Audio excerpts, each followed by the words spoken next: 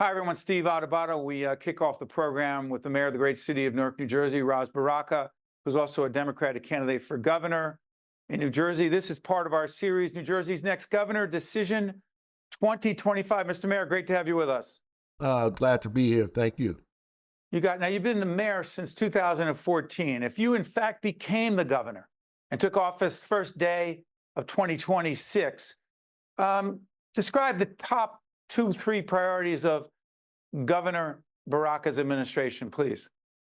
I mean, obviously, one is the budget and tax policy, trying to make sure we have a fair tax policy that we can figure out how to get the revenue that we need to do run the government the way we need to run it, to figure out how to fund transportation systems and infrastructure in this state, how to invest in the things that are necessary to bring business and develop business in a city, in a state that's already here. That's number one. Two, try to really push forward a housing policy that works, beginning to be more present and aggressive around developing affordable housing around the state of New Jersey, sending housing navigators to particular communities and regions, trying to work with them to figure out how to build housing that fits local kind of expectations, but also fits state expectations to build the kind of affordable housing that we need and desire in this state. Mayor, let me try this. People think all Democrats or Republicans think the same, which is absurd. You were very critical of the governor signing, Governor Murphy, a Democrat, signing legislation that significantly changes the Open Public Records Act and how people will get access to information about government activities. You said, quote, "You can't have democracy without transparency." Talk about that, Mr. Mayor. Oh, right. And so, look, I'm a mayor of the largest city in the state, and I understand the frustrations of people who have monetized Oprah, who have used it in a very negative way, who have taken advantage of the system. But ultimately, we can't throw the baby out with the bathwater. It's important for us to maintain faith in government. Right now, people's belief and faith in government is very low. To gut Oprah just eroded that even more. We just eroded Oprah. We eroded people's faith and trust in public servants, and we have to have some transparency. People have to have an eye into what it is that we're doing in city and state and local government. We just have to give them the ability to do that, whether it's painful or not. That's a part of democracy. Mayor, let's talk about education. The Star Ledger /NJ.com, and you read the editorial. I'm sure you have strong thoughts about it. The editorial talked about the education system in the public schools of Newark. In the editorial, quoted, 80% of third graders can't pass a reading test on grade level. At 5 schools, only 1 third grader passed the state reading exam. It was highly critical of public education in the city of Newark. Your response to that editorial, Mayor? Well, I think the editorial board has always been highly critical of the educational system in Newark, public system in Newark. They obviously lean towards something else, but ultimately, like, the schools have been doing incredibly well and better before COVID. And people, they're not putting it in context. When COVID hit, after COVID, there's been incredible challenges, not just in Newark, but around the state, around the country. And Newark has suffered greatly in that. And I think there's a lot more work to be done by the school board, the superintendent and folks. And I think they're trying to do the best that they can. We've entered that fight with helping them to get the third graders to read on grade level by instituting a citywide focus on literacy from the mayor's office, really trying to help boost that up, making sure that summer programs, that athletic programs, that anything the city offers has a literacy component attached to it. So we've been working with families and mothers and pregnant mothers, all of these things to make sure kids are ready to start school, prepared to learn. And so we've like really put our shoulder and elbow into that, and we hopefully believe that it's going to have some dividend at the end. Mayor, I'm sure you also saw the New York Times story that talked about crime in the city of Newark, on a long-standing issue. That the New York Times talked about the fact there's been an uptick in certain crimes, but that you, who were featured in that article, talked about the importance of reinstituting a curfew for young people. Talk about the curfew that you propose and its connection to crime as it relates to younger people in the city. And let me also say that the mayor is the former principal of one of the most significant public high schools in the state, in the city, of Newark at Central High School. He understands young people and the challenges of young people better than most. Please, Mayor. Well, violent crime in Newark is down, actually. Homicides down, 60-year low. We're lower now, even now, than we were last year. So What that's crime a is good up? thing. Is it car That's a thefts? good thing.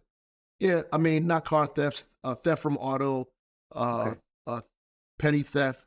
You know, there's been some robbery that's been up. But ultimately, what they were saying is crime amongst youth is increasing.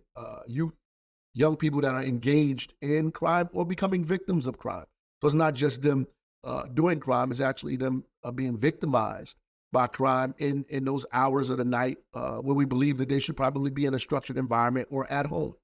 And so that's why a curfew is important. And it's being led by Office of Violence Prevention and not really the police department. The police is partnering with them to make sure, that we provide services to these young people that we catch on the street. Some people we get on the street now are not even from Newark. They're from other surrounding cities and they get a free ride home.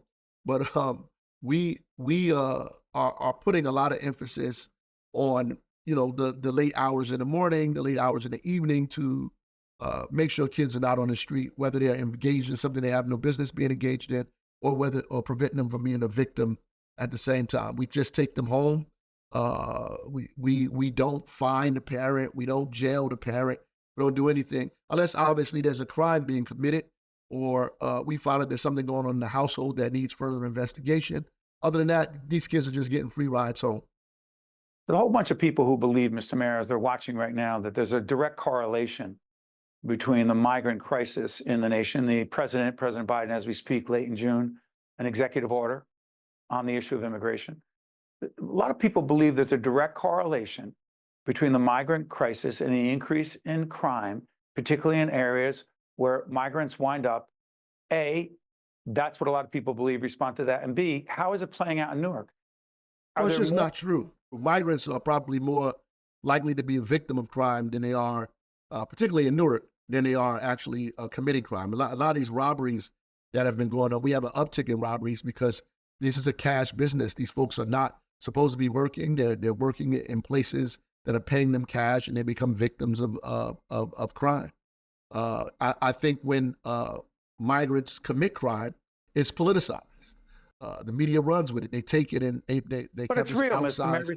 But in New York, it's real. But the amount of incidents that take place in proportion to what else is going on is completely insignificant, right? So, I mean, if the amount of robberies and other things that are taking place in the city, the violence in the city is happening without migrants. Obviously, if migrants are doing some, it'll add a little bit to that. But the proportion of that that's happening is being overstated, is what I'm saying. And so, if you were governor, what would you do differently, if anything at all, as it relates to state policy to protect people who believe they are more at risk because of the immigration crisis? Well, how do you protect people that believe that that's their perception? And so what you have to do is fight against these perceptions that make people believe these things. Some of it is racist. Some of it is just misinformation that they have. Go back to the racist part, Mayor. Which part is racist in your view? When people believe in their mind that migrants automatically commit crime simply because they are migrants or simply because they are, immigrants from another country, they've come here and they commit crime. And that is fostered and pushed by outlets and individuals who benefit from that. Former President Trump contributed to that in your view? Of course. I think people, not just Trump, and I think he is a distraction, but there are many people who believe that are not Trump, who push this narrative. But ultimately, Steve, it's not true. And so we have to push back against that. And what we need to do is get federal policy instituted that allows for serious immigration reform, that gives them a clear pathway to citizenship, that talks about giving people the opportunity to work. You're talking about cities that have to take thousands of people into their borders that cannot get a job, that cannot get state or county subsidy, that cannot get any of these things that are basically there, but you're still responsible for finding them the opportunity for food, clothing, and shelter, which puts an undue burden on these municipalities to do that. The state has to work aggressively with the federal government to find opportunities for migrants. President Biden on the issue of immigration, you say, good job, fair job, poor job, what? Well, I think it's unfair to put it on Biden by himself. I think Biden has been pushing an agenda to help deal with the migrant issue and the border. It's been super politicized, and folks cannot seem to get together in D.C. to figure this out. And there's enough blame to go around for everybody. Finally, are you concerned about President Biden being 86 if elected on the back end of a second term, about his mental acuity and his ability to do the job? Any real concerns? Well, I have questions about people's mental acuity that's 46, never mind 80-something. I believe Biden is strong enough. He's mentally aware and alert. He can do the job. He has been doing the job, and he's going to be the president of the United States. Mr. Mayor, let's talk about the Lionsgate project. We had Tim Sullivan, the head of the New Jersey Economic Development Authority, talking about a Lionsgate situation, a Lionsgate project in New York. He said, quote, "We were Hollywood before there was a Hollywood," according to Tim Sullivan of the EDA, Economic Development Authority. What's the Lionsgate Newark project, and why is it significant, Mayor? It's significant for so many reasons. One, it took the oldest and largest housing project in the city of Newark, demolished it. It's going to turn it into 7 studios to create thousands of jobs in that community and supplemental jobs that go with that, long-term permanent jobs as well. It puts a highlight on the city as it relates to film and the industry itself. It's right in the area that needs redevelopment, about 5 minutes from the airport. It's going to redevelop an entire part of the community. It's going to be a regional hub, at the same time. And we're also building housing and other kind of things there as well. So it's going to be a complete rejuvenation and overhaul of a neighborhood that is desperately in need of that in a region that will have an incredible boost because of it. Mr. Mayor, we thank you, and we look forward to more conversations about important issues that matter to the people of New Jersey with you. Thank you, Mayor. Thank you, man. It's always a pleasure. Absolutely. Same here. Stay with us. We'll be right back. State of Affairs with Steve Adubato is a production of the Caucus Educational Corporation, celebrating 30 years in public broadcasting.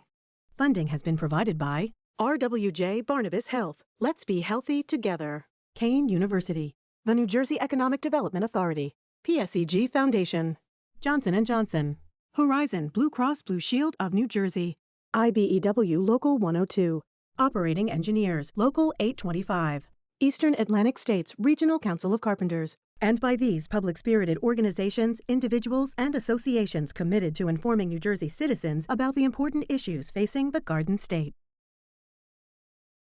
Promotional support provided by NJ.com and by New Jersey Globe.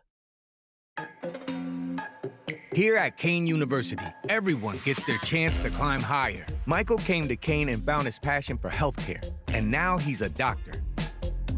After Trisha graduated, her graphic design work was featured in the New York Times. Samantha is studying athletic training and finding her path to an internship with the New York Giants.